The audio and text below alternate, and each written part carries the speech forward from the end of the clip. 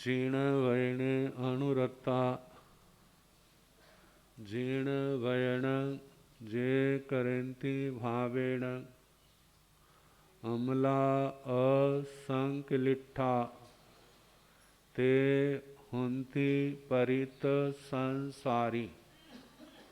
बोलिए भगवान महावीर पावन चरित गुरुदेव जी। बंधु मन वच काये भव सागर को तरण में करो हमारी सहाय।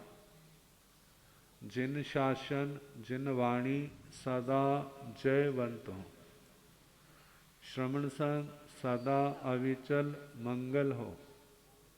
मुक्ति को प्राप्त श्रमण भगवान महावीर स्वामी उनकी परम पावन कल्याणी भागवती वाणी वाचक प्रमुख श्री इंदर भूति गौतम आदि गणधर भगवंत जुग प्रधानाचार्य परम पूज्य श्री सुधर्मा स्वामी जी महाराज उनकी परम पावन पाठ परंपरा वर्तमान आचार्य ध्यान योगी परम पूज्य श्री शिव मुनि जी महाराज एवं गुरुजन सबके पावन चरण सरोजों में मेरा अनंत अनंत बार वंदना नमस्कार। उपस्थित धर्म प्रेमी सज्जनों, माताओं तथा बहनों, 9 तत्वों में आश्रव और संबर का वर्णन चल रहा है। आश्रव उनमें मिथ्यात्व, संबर उसमें सम्यक्त्व। एक जगह अंधकार है और एक जगह प्रकाश। अंधकार से निकलना लोग चाहते तो हैं जिनको समझ है, लेकिन निकल नहीं पाते। कारण क्या? किसी के पैर बंधे हैं, किसी के हाथ बंधे हैं और किसी का गला बंधा हुआ। वह निकल नहीं सकता। निकलना है तो इन बंधनों से मुक्त होना हो। बंधनों से मुक्त तभी हो सकेगा यदि उसको अंधकार के बिना जो प्रकाश का जीवन है उसका एहसास होगा। कहते हैं यदि प्रकाश के क्षेत्र में भी अंधकार लेकर के जाए तो वहां पर टिकेगा नहीं। जब तो उसका अंधकार नहीं टिकेगा जब वह व्यक्ति वहां पर नहीं टिकेगा। जैसे एक मान्यता वाला व्यक्ति दूसरी मान्यता वाले ग्रुप में जाता है, यदि उसको वहां रहना है तो पूर्व की मान्यता छोड़नी होगी, और यदि पूर्व की मान्यता नहीं छोड़ सकता तो फिर वो स्थान छोड़ना होगा। ऐसे ही जहां पर है। अब सबसे पहले इस अंधकार से निकलने के लिए हमारे पास 3 सूत्र हैं। पहले देव, दूसरे गुरु और तीसरा धर्म। इसको कहते हैं देव गुरु धर्म। आखिर आत्मा की सारी बागडोर इन तीनों के ऊपर तो छोड़ी हुई है। भगवान के ऊपर, गुरु के ऊपर और तीसरी डोर धर्म के ऊपर। अब यदि नावा पर कदम तो रख दिए, नावा ठीक हुई, चलाने वाला ठीक हुआ, मौसम ने साथ दिया, तब तो पार पहुंचेंगे। और यदि इनमें से एक भी खराब हो गया सारा खेल क्या हो जाएगा? मौसम ने साथ नहीं दिया, आंधी तूफान आग, तो आगे बढ़ना मुश्किल होगा। और यदि नाविक को कुछ हो गया तो अब चलाएगा कौन? और नावा को कुछ हो गया तो छिद्र हो गया, टूट गई, फिर भी काम अधूरा रहेगा। तीनों का ठीक होना जरूरी। अब जहां पर गुरुजन है, भगवान है, जिन्होंने रास्ता दिखाया हुआ है, गुरुजन उस रास्ते के अनुसार चलते हैं, और नावा दी है धर्म की,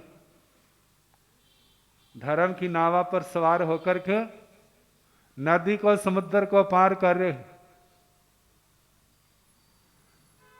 अब पहली दशाओं में ना तो भगवान का पता भगवान क्या होते हैं, ना गुरु का पता गुरु कैसे होते हैं, ना धर्म का पता धर्म कैसे होते हैं, कोई भी पता नहीं। तो बच्चे को क्या पता होता है? माँ बाप ने जिससे जोड़ दिया।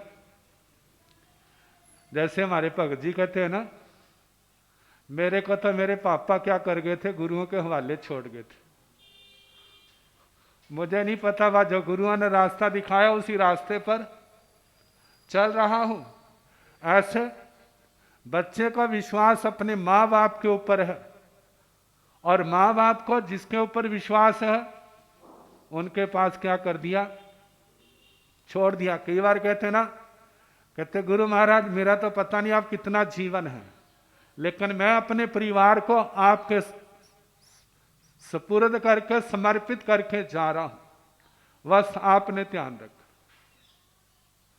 अब यदि वह ठिकाना ठीक हुआ तब तो निश्चिंत है। कहते हैं दुनिया के सारे ठिकाने ठीक है वाला, व्यक्ति धोखा भी तो खाता है ना। कितने लोग धोखा खा जाते हैं, कितना हृदय को आघात लगता है। आखिर है तो सारा कर्मों का खेल। यदि धोखा दिया है तो धोखा दिया है, तो उसने किसी ना किसी रूप से आके क्या करना, उसको वैसे ही धोखा दे जाना है और उसको खाना पड़ेगा। तो कहा जाता है हमारे को कहीं धोखा ना मिले, इसलिए व्यक्ति को सबसे पहली जरूरत होती है व्यक्ति ईमानदार हो। क्या हो? ईमानदार हो, क्योंकि ईमानदार व्यक्ति किसी से धोखा नहीं ना करता। यदि धोखा करेगा तो फिर उसको कोई ईमानदार नहीं कहेगा। तो जो ईमानदारी केवल धन दौलत के लेने देने में थोड़ी है, केवल उसको लेने देने में नहीं, इसका क्षेत्र बहुत ज्यादा है। जो भी आपको जिम्मेवारी सौंपी है, हर क्षेत्र के अंदर अपने आप को पवित्र रखना। यदि वो पवित्रता है तो ईमानदारी है, यदि पवित्रता नहीं है तो ईमानदारी नहीं। अब ईमानदार है, मानो ईमानदार बनने से पहले उसने सारे गलत काम किए हैं, तो उनका परिणाम तो भोगना पड़ेगा। अब उन कामों के कारण से जीवन में अनेक प्रकार की विषमताएं आती हैं, उतार चढ़ाव आते हैं, जिसको कहते ठोकरें लगती हैं, काल के थपेड़े पड़ते हैं। लेकिन यदि वो इन अवस्था में भी अपनी ईमानदारी को नहीं छोड़ेगा तो वो किनारे पहुंच जाएगा, और यदि उसने छोड़ दिया तो फिर डूब जाएगा। कहते हैं जे समुद्र पार करने इतने मुश्किल नहीं है, लेकिन संसार समुद्र पार करना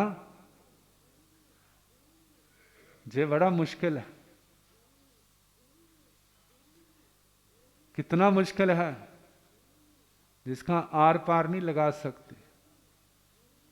कहते देखा जाए तो ये संसार समुद्र क्या है, जे अपने कर्म ही है। जन्म जन्म के कर्मों को हम नष्ट करने का प्रयास करें और कहीं पर भी डामाडोल नहीं होना, कहीं पर भटकना नहीं, और ये साधना ठीक चलती रही तो किनारा आएगा। और ये समुद्र भी पैदा किसने किया है? किसी और का नहीं है, अपनी आत्मा का। अज्ञानता के कारण, अविद्या के कारण कितने लोगों के साथ बैर बंद है, कितने लोगों के साथ तू मैं हुई है, कितने लोगों के साथ राग द्वेष के कारण कितनी विषमताएं पैदा की हैं, वो अपनी कमजोरी के कारण, अपनी नासमझी के कारण। कहते हैं जितना उल्टी दिशा की ओर गए हो ना, उतना ही वापस आना पड़ेगा। तो जैसे होश आई है उसी समय अपना रास्ता, अपनी दिशा ठीक कर लो। कहते हैं यदि दिशा ठीक हो गई ना तो देर क्या सवेर क्या अपने लक्ष्य पर पहुंचेंगे, और यदि दिशा ठीक नहीं तो फिर कभी भी पहुंचने वाले नहीं है। इसलिए आपको पहले बताया था, जितने तीर्थंकर भगवान हैं कहते सबका एक मत, क्या सारे जीव जीना चाहते हैं, कोई मरना नहीं चाहता। इसलिए सबको अभय दान दो, किसी को दुख ना दो, किसी के जीने का अधिकार ना छीनो। हर समय ध्यान रखो, इससे क्या होगा, आपका ध्यान पवित्र होगा, आपके विचारों में पवित्रता आएगी, आपकी आत्मा में पवित्रता आएगी। नए पाप कर्म नहीं करोगे और पुराने पाप कर्मों से छुटकारा पाने की क्षमता आएगी, ताकत आएगी। अब इस सूत्र को पकड़ा है तो कहते हैं ये सूत्र आपको आखिर में सिद्ध गति तक पहुंचाने में समर्थ है। 18 पाप जो आपको सुनाए, केवल सुनने तक नहीं, हर समय ध्यान रखना मैं इनका सेवन ना करूं। मानो सेवन हुआ है तो उसकी क्षमा जांचना, और क्षमा जांचना के साथ आगे के लिए संकल्प, ऐसा नहीं करूंगा। हो गया है फिर भी तो उसका प्रायश्चित करें। जैसे दूसरे को सजा देते हैं अपराध की, ऐसे अपने आप को सजा दे, सजा ले और उस पर पूर्ण उतरे। जे कहा उस संसार के किनारे को पार करने का रास्ता है। तो कहा भगवान, गुरु और धर्म। भगवान कौन? एक तो वास्तव में भगवान है और एक हमारे तुम्हारे लोगों के द्वारा बनाए हुए। जन साधारण किसी को भगवान बड़े आराम से बना देता। कहेंगे कैसे बना देगा? उसने तो कहना ही है तुसी भगवान हो, तुसी साडे क्या हो? भगवान हो। कहते मैं भगवान कैसे? कहते नहीं नहीं तुसी भगवान हो। कहते मैं भगवान नहीं हूं। कहते मेरे से कैसे छूट के जाओगे? मैंने देख लिया ना। कहते एक व्यक्ति वृक्ष की शाखा के ऊपर बैठा, वृक्ष की शाखा को काट रहा था। अब जहां से काट रहा है एक हिस्सा तो वो है जो वृक्ष के मूल स्कंद की ओर है, मूल वृक्ष की ओर, और उसका एक हिस्सा वह है जो उससे विपरीत है। तो वह काटने वाला कहां बैठा था? वृक्ष की ओर नहीं बैठा था, वो दूसरी ओर बैठा था। और वो काट रहा था तो एक भाई आया। जब भाई आया ना, कहने लगा अरे मूर्ख तू मरेगा। कहते कैसे मरेगा? कहते शाखा कटेगी और उसके साथ तू भी नीचे गिरेगा। क्या तेरे को ज्यादा अकल है? तेरे को ज्यादा समझ है? क्या मैं बेवकूफ हूं? क्या मेरे को पता नहीं? नहीं गिरती। अब वो भी सोचता है कि इसको अकल नहीं, मूर्ख है, चलो चले। अब थोड़ी देर दूर गया होगा और वो शाखा कट गई। शाखा के साथ ही धड़ाम से वो भी क्या हुआ, नीचे गिर गया। शुक्र समझो वो बच गया। अब वो सोचने लगा, उसने कहा था, किसने वाला,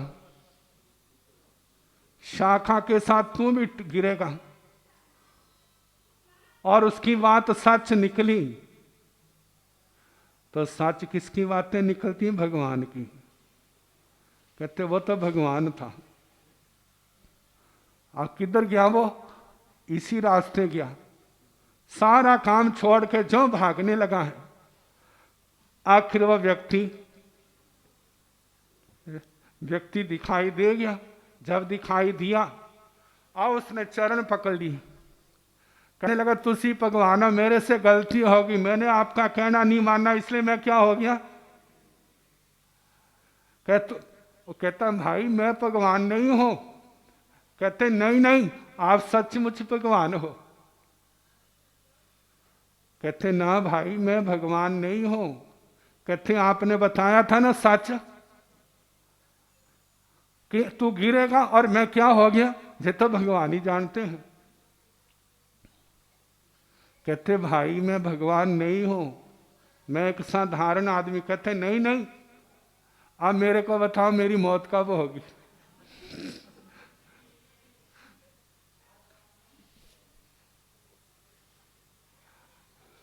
अब वो कहने लगा मुझे क्या पता। कहते पता क्यों नहीं है? भगवान को तो सब पता होता है, आपको क्यों नहीं पता?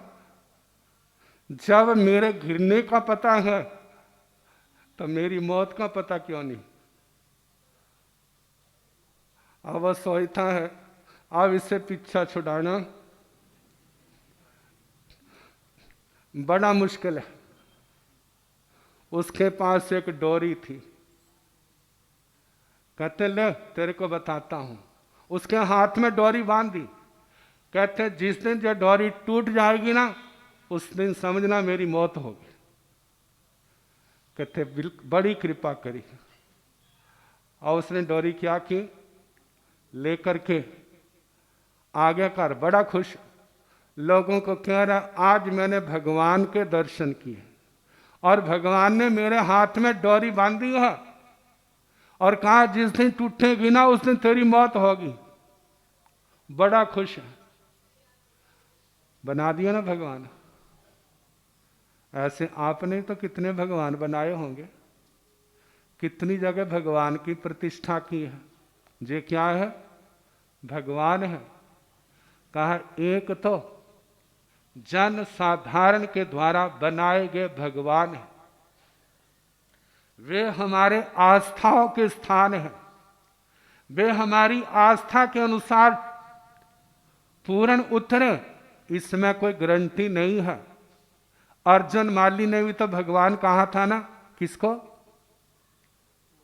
मुद्गल पाणी जक्ष को, लेकिन उसकी आस्था के अनुसार नहीं उतरा। ऐसे कितने लोगों ने भगवान माने हैं। यदि आपके ऊपर किसी मनुष्य ने उपकार किया है, आपको दलदल से निकाला है, आपको कर्ज की दलदल से निकाला है, मुसीबतों से निकाला है, गरीबी से निकाला है, तो आप क्या कहते हैं उसके लिए? आप तो मेरे लिए क्या हो, कह देते ना।